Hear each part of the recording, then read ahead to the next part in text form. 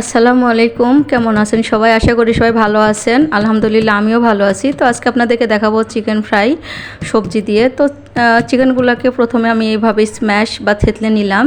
তো নেওয়ার পরে চিকেনে সয়া সস, একটু হলুদ, একটু আদা রসুন জিরা মরিচ আমি একসাথে করে বেটে নিয়েছি, দিলাম একটু লবণ আর সামান্য একটু তেল দিয়ে মাখিয়ে রাখবো। তো এই পর্যায়ে আমি সবজিটাতে লবণ, হলুদ, তারপরে আদা রসুন জিরা আর কাঁচামরিচ একসাথে বেটে নিয়েছি আর কি আমি। তারপরে দিলাম সয়া সস।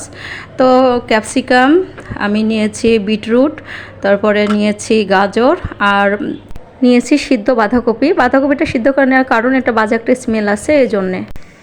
একটুখানি চালের গুঁড়া, ময়দা, এটা বাইন্ডিংয়ের জন্য দিলাম ম্যাজিক মশলা আর একটুখানি লেবুর রস। তো দিয়ে সবগুলি সুন্দর করে মাখিয়ে এটা আমি রেস্টে রাখলাম। এটা যতক্ষণ রাখা যায়, 20 মিনিট 10 মিনিট ইচ্ছা। তো রেখে আমি এখন ভাজার আগে আবার একটা ডিম দিয়ে দিলাম আর কি। এগুলো আসলে বাইন্ডিংয়ের জন্য, খুব বেশি দেওয়া যাবে না। আমার কাছে কর্নফ্লাওয়ার ছিল না, তাই এগুলো দিয়েছি। আপনারা কর্নফ্লাওয়ার দিবেন। আর সরিষার তেলে, ডুবো তেলে ভাজতেছি, আপনারা সাদা তেলে ভাজবেন। আমি সরিষার তেল দিয়ে নিলাম।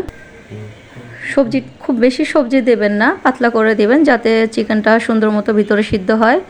তো এভাবে আলতো হাতে লাগিয়ে নিতে হবে এবং ডুবো তেলে ভাজতে হবে। মাঝারি আঁচে ভাজতে হবে অবশ্যই, নয়তো ভিতরে কাঁচা থেকে যাবে, যেহেতু এটা চিকেন।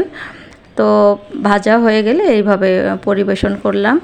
আর চিকেনটাকে আমি রেস্টে রেখেছিলাম প্রায় 2 ঘন্টার মতো। তো যদি ভালো লাগে এই রেসিপিটি তাহলে লাইক কমেন্ট শেয়ার করবেন। আশা করি আবার আগামী পর্বে দেখা হবে। সে পর্যন্ত আল্লাহ হাফেজ।